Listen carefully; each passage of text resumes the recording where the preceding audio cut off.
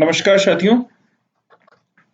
आज हम UP TET के जो अभी हमारा पेपर हुआ था उसके मैथमेटिक्स का जो पेपर लीक हुआ था उसके बारे में डिस्कस करेंगे। तो देखिए, जो विदाउट वेस्टिंग द टाइम हम क्वेश्चन करते हैं। देखिए, पहला सवाल जो इन्होंने पूछा था वो पूछा था कि यदि 12 मजदूर एक लड़के को, देखिए इन्होंने क्या सवाल पूछा था। और सवाल देखिए पूछा था, ठीक है, कि भाई अगर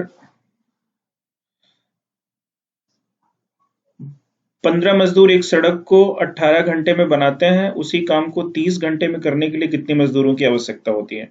देखिए, तो मैंने आपको ये बताया है कि अगर मजदूर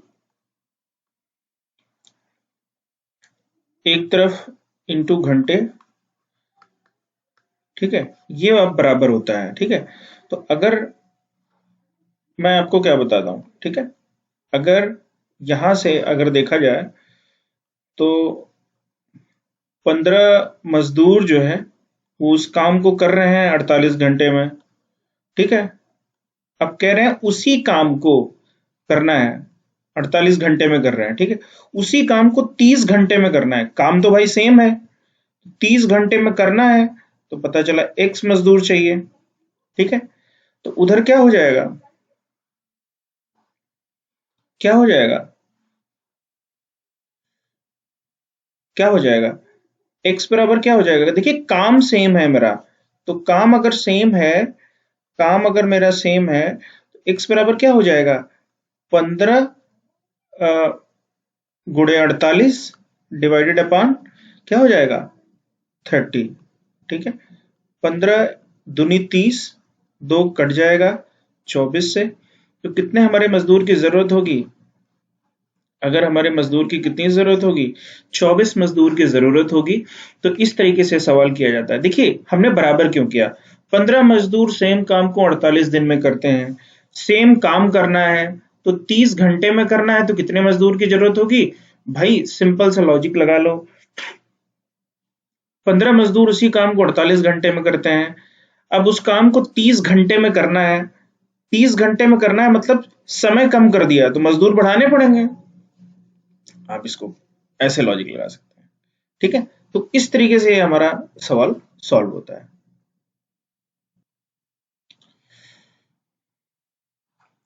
देखिए, दूसरा सवाल इन्होंने जो पूछा, वो दूसरा सवाल क्या है, वो दूसरा सवाल ये कह रहे हैं कि वह न्यूनतम अंक जिसके लिए संख्या 11 से विभाज्य हो।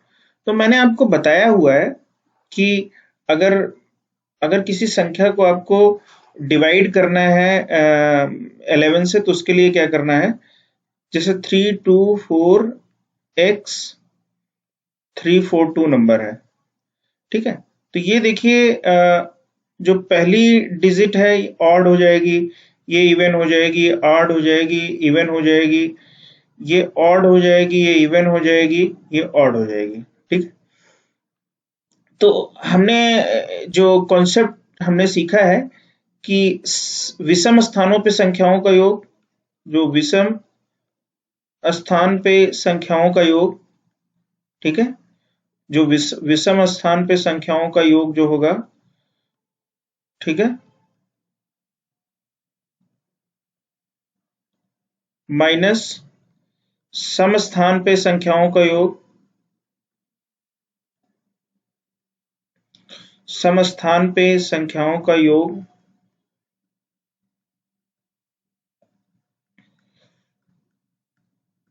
वो क्या होगा, वो 0 के बराबर होगा।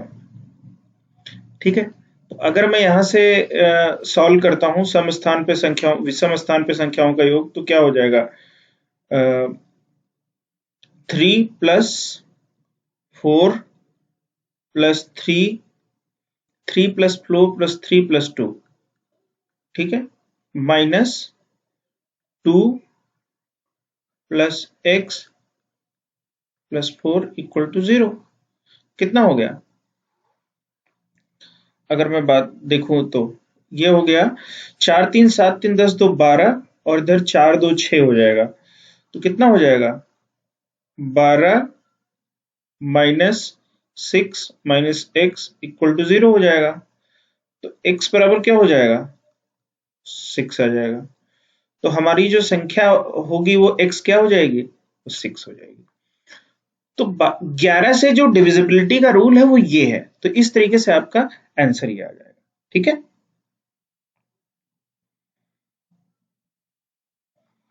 देखिए हम लोग अगले सवाल पे चलते हैं कि एक वृत्त और उसके अंदर बनने वाले अधिकतम बड़े वर्ग के क्षेत्रफल का अनुपात क्या होगा। ठीक है, अब देखिए मैं आपको एक चीज बताता हूं। ठीक है, देखिए वो क्या है कि एक वृत्त और उसके अंदर बनने वाले अधिकतम बड़े क्षेत्रफल का अनुपात निकालना है।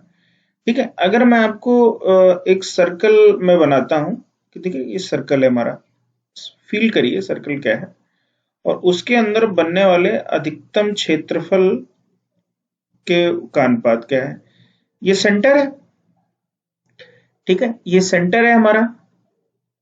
ओके, और सेंटर से ये लाइन आप ड्रॉ कर लीजिए और ये लाइन आप इधर ड्रॉ कर लीजिए। ठीक है, ये सेंटर O है, ये हमारा A है, A B C और D। ठीक है, ये हमारा वृत्त है और ABCD हमारा वर्ग है।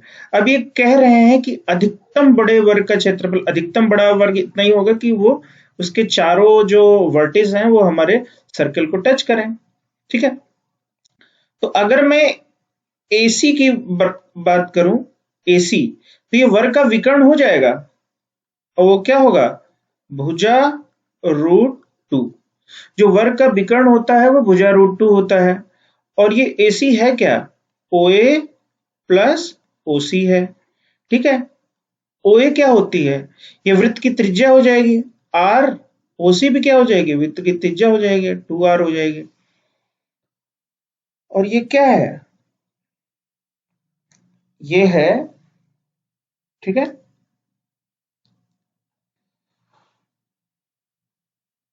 भुजा √2 इक्वल टू 2R। ठीक है, तो मैं ये मान सकता हूं कि जो वर्ग की भुजा हो जाएगी वो क्या हो जाएगी, √2R हो जाएगी। क्योंकि 2 को हम क्या लिख सकते हैं, √2 इंटू √2, √2 से √2 कट जाएगा तो भुजा हमारी क्या आ जाएगी, √2R आ जाएगी।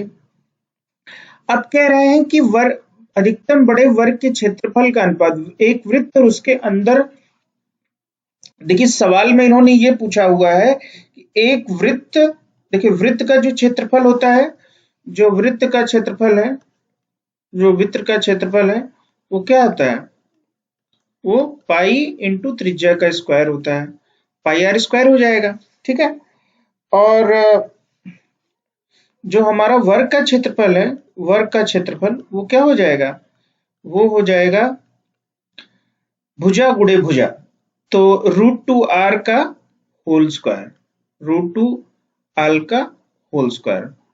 ठीक है, तो कितना हो जाएगा, 2R स्क्वायर हो जाएगा। तो अगर हम दोनों के क्षेत्रफल का डिवीजन करते हैं, दोनों के क्षेत्रफल को डिवाइड करते हैं, देखिए दोनों के क्षेत्रफल को डिवाइड अगर हम करते हैं तो पाई R स्क्वायर डिवाइडेड अपॉन कितना हो जाएगा, 2R स्क्वायर। R स्क्वायर से R स्क्वायर कैंसिल हो जाएगा और ये क्या आ जाएगा, पाई/2 हो जाएगा। तो क्या है, पाई/2 क्या है, पाई की वैल्यू क्या होती है, 3.14 या 22/7 होती है, और 2 भी हमारा कांस्टेंट है। तो वृत्त की त्रिज्या के समानुपाती होगा, ऑप्शन गलत। वर्ग की भुजा के समानुपाती होगा, ऑप्शन गलत। वर्ग के विकर्ण के बराबर होगा, ऑप्शन गलत। ये किसी चीज पे निर्भर नहीं करेगा, ना तो वृत्त पर निर्भर करेगा ना तो वर्ग पे निर्भर करेगा। तो हमारा ऑप्शन 2 क्या हो जाएगा, सही हो जाएगा। ठीक है, वृत्त पर निर्भर नहीं करेगा। इसका सोल्यूशन इस तरीके से हो जाएगा। ठीक है, आप लोग ध्यान रखिएगा। देखिए अगला सवाल जो पूछा आपसे 94, उन्होंने पूछा कि एक संख्या है, ठीक है, एक संख्या है 94 क्वेश्चन आप लोग पढ़िएगा। उसमें पूछा कि एक संख्या है 102.7, इसको क्या करना है, p/q के रूप में व्यक्त करना है। तो अगर मैं इस 102.7 में 10 का गुणा और 10 का भाग कर दूं, तो 102 ऊपर 10 से मल्टीप्लाई कर दूं और 10 से डिवाइड कर दूं, तो कोई फर्क पड़ेगा, सेम संख्या से हमने डिवाइड किया, सेम संख्या से मल्टीप्लाई किया, कोई असर नहीं पड़ा। ठीक है, तो अब 1027/10 हो गया, और इसको हम p/q के फॉर्म में लिख सकते हैं, P बाई Q के फॉर्म में हम किनको लिखते हैं? परिमेय संख्याओं को लिखते हैं, जहां पे Q does not equal to 0 होता है। ठीक है, हमने लिख दिया। तो Q की वैल्यू यहां से क्या आई? Q बराबर 10 आ गया। आंसर हमारा क्या हो गया? बी ऑप्शन हो गया। क्या हो गया? बी हमारा आंसर हो गया। Q की वैल्यू क्या हो गई? 10 हो गई। तो इस तरीके से हमारे ये बहुत ज्यादा इंपॉर्टेंट और कंसेप्चुअल सवाल आए थे जो एग्जाम में, वो मैं आपको डायरेक्टली करा रहा हूं, जिससे आपका कॉन्सेप्ट क्लियर हो सके। ठीक है, अगले सवाल पे चलते हैं। अगला सवाल आपसे एग्जाम में जो पूछा गया, वो देखिए क्या पूछा गया। अगला सवाल आपके एग्जाम में पूछा गया,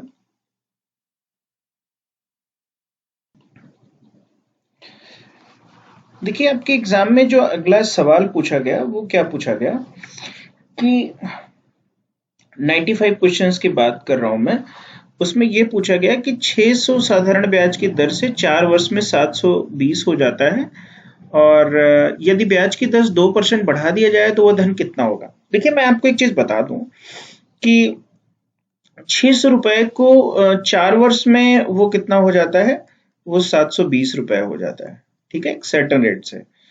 तो ये अगर 2% रेट बढ़ा दिया जाए तो वो कितना होगा? तो हम लोग 600 का 2% के से ब्याज निकाल लेते हैं, वो कितना होता है? देखिए 600 का मूलधन गुणे दर गुणे समय डिवाइडेड अपॉन 100। 2% की दर से अगर ब्याज निकाला जाए तो 6 दूनी 12, चौक 48 रुपए आ रहा है। ठीक है, 2% दर से अगर उसको ब्याज मिलता है तो 48 रुपए मिलेगा। और वैसे अभी करंट में कितना मिल रहा था? 720 रुपए मिल ही रहा था। तो 2% रेट अगर आप बढ़ा देंगे तो कितना मिल जाएगा? 768 रुपए मिलना से। ठीक है, तो हमारा आंसर क्या हो जाएगा? Second option.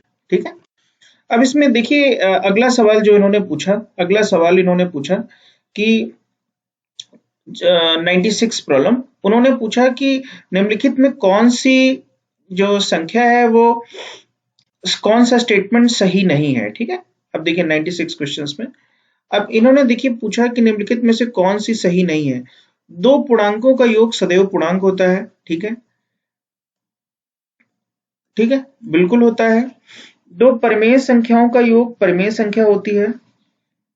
बिल्कुल सही बात बोला। दो प्राकृतिक संख्याओं का योग एक प्राकृतिक संख्या होती है। बिल्कुल सही बात, ये भी सही है, ये भी सही है। लेकिन दो अपरिमेय संख्याओं का योग एक परिमेय संख्या अपरिमेय संख्या होती है, ये सही नहीं है। अब मैं आपको बता दूं, जो परिमेय दो परिमेय संख्या में लेता हूं, ठीक है, 2 प्लस रूट 3, ये एक हमारी परिमेय संख्या है। और एक हम परिमेय संख्या लेते हैं 2 माइनस रूट 3। ठीक है, ये हमारी दो परिमेय संख्याएं हैं, अपरिमेय संख्याएं हैं, परिमेय संख्याएं नहीं है। अगर इनको जोड़ा जाए तो रूट 3 से रूट 3 हमारा कैंसिल हो जाएगा और इसका आंसर क्या आ जाएगा? 4 आ जाएगा। तो जो दो अपरिमेय संख्याओं का योग जो होता है वो अपरिमेय संख्या होती है। ये ऑप्शन गलत हो जाएगा। हमसे क्या पूछा है? कौन सा सही नहीं है? तो क्या ऑप्शन मिल जाएगा? थर्ड ऑप्शन हमारा सही नहीं है। तो ये आपको सबसे इंपॉर्टेंट चीजें हैं, ये आपको ध्यान रखना है कि दो पूर्णांकों का योग एक पूर्णांक होता है, दो परिमेय संख्याओं का योग एक परिमेय संख्या होती है, दो अपरिमेय संख्याओं का योग एक अपरिमेय संख्या नहीं होती, जबकि परिमेय संख्या भी हो सकती है। एक केस है, ठीक है, हमेशा ये नहीं होगा, इसलिए ये फेल हो गया। और दो प्राकृतिक संख्याओं का योग हमेशा एक प्राकृतिक संख्या होती है। ठीक है, चलो अगले सवाल पे चलते हैं। यदि कोई संख्या अपने 20% से 60 अधिक है तो वह संख्या कौन सी है? देखिए, ठीक है, अब देखिए मैं मान लेता हूं कि वो संख्या,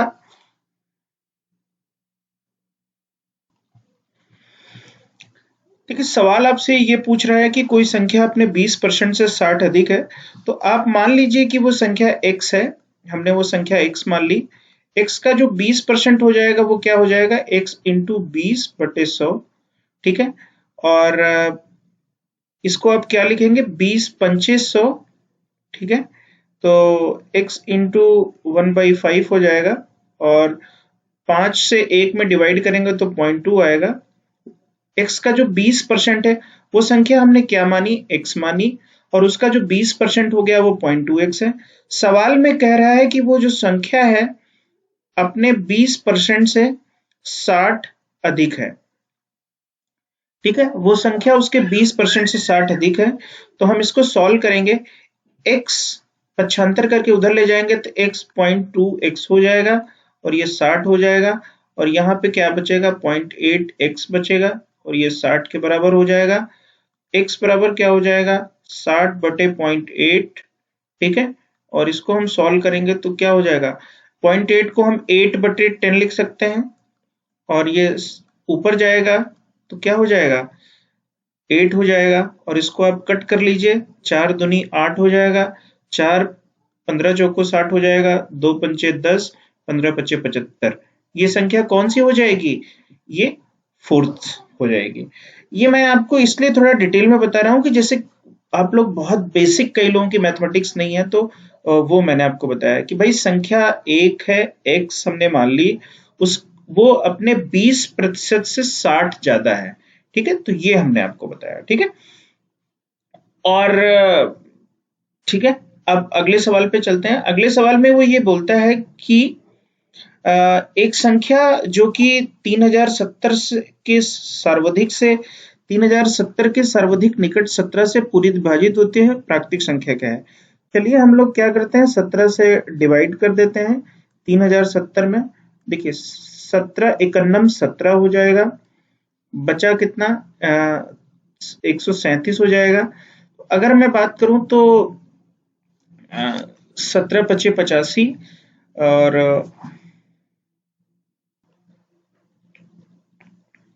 देखिए सवाल में उन्होंने क्या बोला, उस सवाल में उन्होंने बोला कि एक संख्या 3070 के सर्वाधिक निकट 17 से पूरी विभाजित होने वाली प्राकृतिक संख्या ज्ञात कीजिए।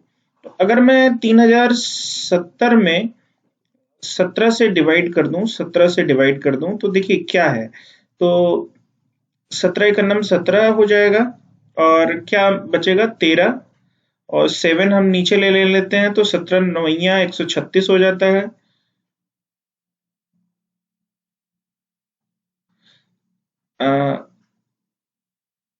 17 अट्ठे 136 हो जाता है, और यहाँ 1 बच जाता है और 0 हो जाता है। तो शेष में क्या बच गया हमारे पास, 10 बच गया।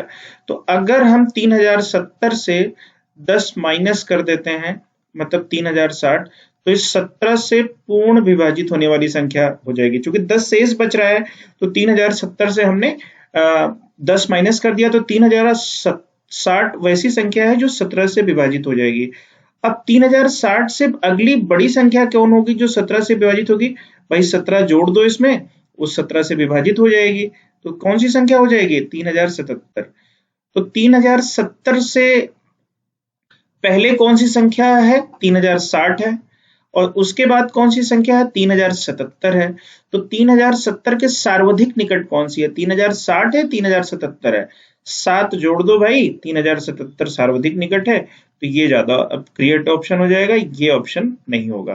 तो कुछ लोग 3070 पे लगाएंगे, कुछ लोग 3060 पे लगाएंगे, करेक्ट आंसर क्या हो जाएगा, 3070 हो जाएगा। ठीक है, इस तरीके से हमारे क्वेश्चन सॉल्व होते हैं। ठीक है, देखिए अगला सवाल जो आपके एग्जाम में पूछा गया वो ये क्या पूछा गया कि किस क्रय मूल्य और विक्रय मूल्य में, देखिए क्या पूछा गया, अगर देखा जाए तो यहां से क्रय मूल्य और विक्रय मूल्य का अनुपात 5/4 है, तो हानि प्रतिशत क्या होगा।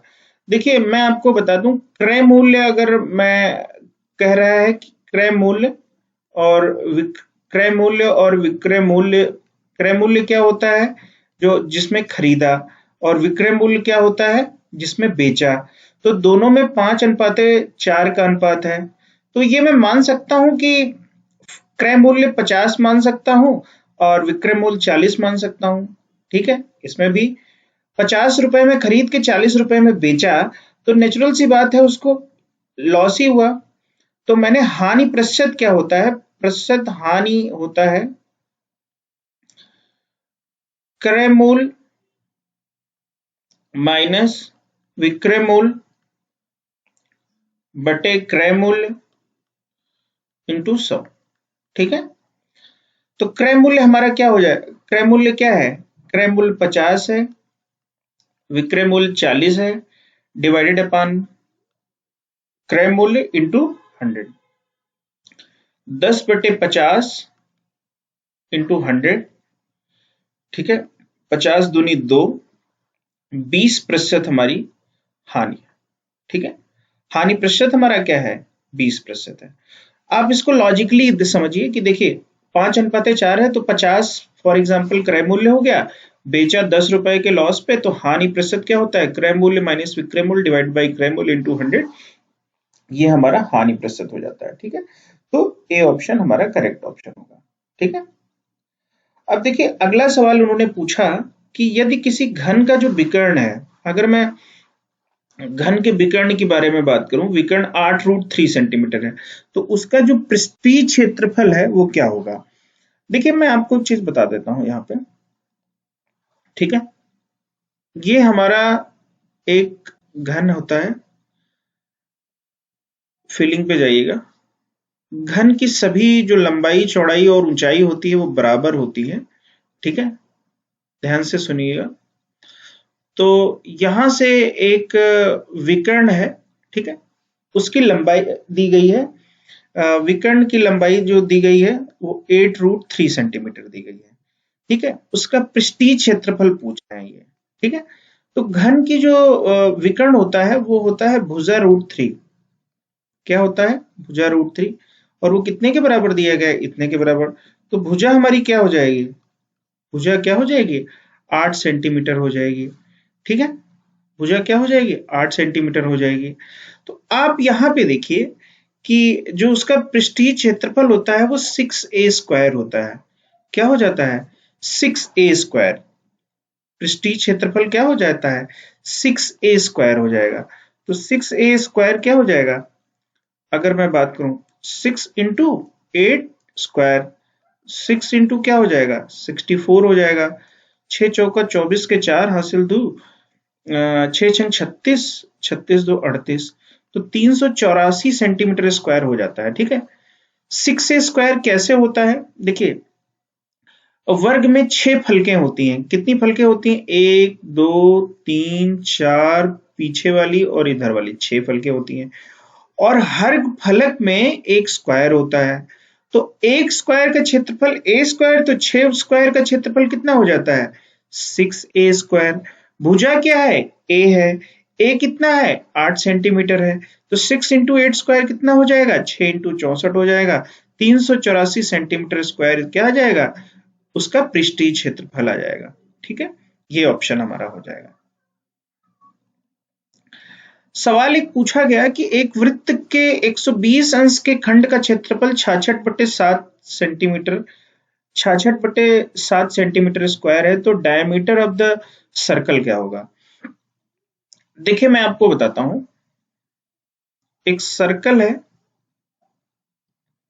ठीक है, उन्होंने ये कहा कि उसके 120 किलोमीटर 120 अंश के खंड का क्षेत्रफल निकालना है, ठीक है, 120 अंश के खंड का क्षेत्रफल क्या है, इतना है। अगर मैं पूरे वृत्त का क्षेत्रफल निकालूं, ये पूरे वृत्त का क्षेत्रफल निकालूं, तो कितना हो जाएगा, 360 अंश हो जाएगा।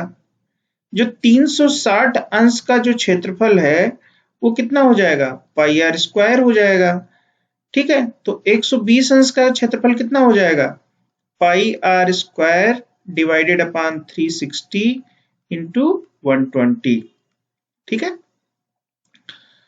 120 से क्या कट जाएगा, कट जाएगा, बचेगा कितना, πr² डिवाइडेड अपॉन 3, और ये कितना दिया हुआ है, πr² डिवाइडेड अपॉन 3 दिया गया है, किसने कितने के बराबर दिया है, 66/7 के बराबर दिया गया है। पाई का मान देखिए प्रश्न में दिया गया है 22/7, 22/7 गुणे r²/3 इक्वल टू व्हाट, 66/7। तो ये 22 से कितना कट गया, 22 3 66 हो गया, 7 से 7 कट गया, तो r² is equal to what, 9, 3 ऊपर जाएगा, r² क्या हो जाएगा, 9 सेंटीमीटर स्क्वायर, ठीक है। तो r की वैल्यू क्या हो जाएगी, आर की वैल्यू क्या हो जाएगी, 3 सेंटीमीटर हो जाएगी। अब पूछ रहा है वृत्त का व्यास क्या होगा, तो जो व्यास होता है वो 2r होता है। क्या होता है, 2r। तो 2 गुणे आर की वैल्यू क्या है, 3 सेंटीमीटर, क्या हो जाएगा, 6 सेंटीमीटर हो जाएगा। ऑप्शन क्या हो जाएगा, ये हो जाएगा। ठीक है, तो इस तरीके से हम आपको सवाल समझाते हैं। कॉन्सेप्ट को समझिए, और कॉन्सेप्ट से उठ के सवाल आएगा। हमने आपको क्या बताया, हमने आपको ये बताया कि 360 डिग्री अगर घुमा दिया जाए पूरा, तो पूरा वृत्त घूम जाता है, पूरा जो एंगल है 360 डिग्री हो जाता है। पूरे वृत्त का जो क्षेत्रफल होता है वो क्या होता है, पाई आर स्क्वायर होता है। ये आपसे केवल 120 डिग्री अंश के क्षेत्रफल के बारे में पूछ रहे हैं। तो 360 डिग्री का जो क्षेत्रफल है वो पाई आर स्क्वायर है, तो 120 डिग्री का क्षेत्रफल क्या हो जाएगा, पाई आर स्क्वायर बटे 360 गुणे 120। सॉल्व कर लिया हमने, ये दिया गया था 66/7 के बाद, आर की वैल्यू निकल आई, व्यास जो होता है वो त्रिज्या का दूना होता है, वो हमने निकाल लिया। ठीक है, अगले सवाल पे चलते हैं। ठीक है, अगला सवाल पूछा गया आपसे कि यदि किसी विकर्ण को दुगना कर दिया जाए तो क्षेत्रफल क्या होगा। किसी वर्ग के विकर्ण को दुगना कर दिया जाए तो क्या होगा। देखिए, मैं आपको एक चीज बताता हूं, ध्यान से देखिए। जो वर्ग का जो विकर्ण होता है वो होता है भुजा √2। क्या होता है, भुजा √2। ठीक है, तो अगर आप विकर्ण को दुगना कर रहे हैं तो आपको क्या करना पड़ेगा, विकर्ण को आप दुगना कर रहे हैं तो भुजा को आपको दुगना करना पड़ेगा, क्योंकि ये तो √2 है। तो वर्ग को दुगना करना, विकर्ण को दुगना करने के लिए आपको भुजा को दोगुनी करनी पड़ेगी। और अगर आपको भुजा को दोगुनी करनी पड़ रही है तो क्या होता है, जो वर्ग का जो क्षेत्रफल होता है वो होता है भुजा गुणे भुजा। क्या होता है, भुजा गुणे भुजा। ठीक है, भुजा गुणे भुजा होता है। तो भुजा को आपने क्या कर दिया, 2 भुजा कर दिया, और 2 भुजा को स्क्वायर हो गया, तो कितना हो जाएगा, 4। क्षेत्रफल आपका पहले से 4 गुना हो जाएगा। पहले आपका भुजा स्क्वायर था, अब 4 भुजा स्क्वायर हो गया, तो कितना हो गया, 4 गुना, 4 टाइम्स।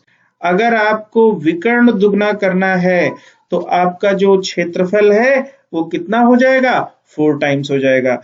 तो ये हमारे कुछ इंपॉर्टेंट सवाल थे।